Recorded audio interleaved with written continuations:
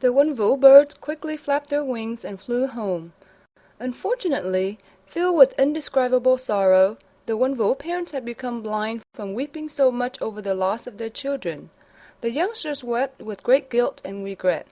Mother Wenwu said, "Are you home, children? Your father and I cannot see anything anymore." Then who has been finding food for you to eat?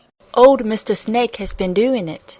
Because of his help, your father and I are able to barely stay alive. Mr. Snake is very old and also physically disabled. It's difficult for him to just take care of himself, but also to take care of us additionally old folks. Poor Mr. Snake. Hearing this, the four Wenwu siblings were overfilled with emotions. They held on to their parents, choked up with tears. At that moment, Mr. Snake leisurely crawled up the tree, carrying a bundle of ripe berries in his mouth. When he saw the four youngsters, he let out a loud laugh. The fruits fell out of his mouth and down the tree.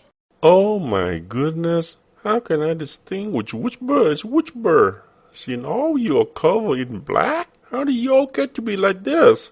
At that moment, the four youngsters finally looked at each other. They were so embarrassed that they just wanted to crawl underneath a rock and hide. Being down the cave for several months had caused their wings and feathers to turn black. The story of their skipping school was retold again in details, but with sincere acknowledgement of their mistakes. Mr. Snake encouraged them with this advice. You need to remember that students who skip school will not be intelligent.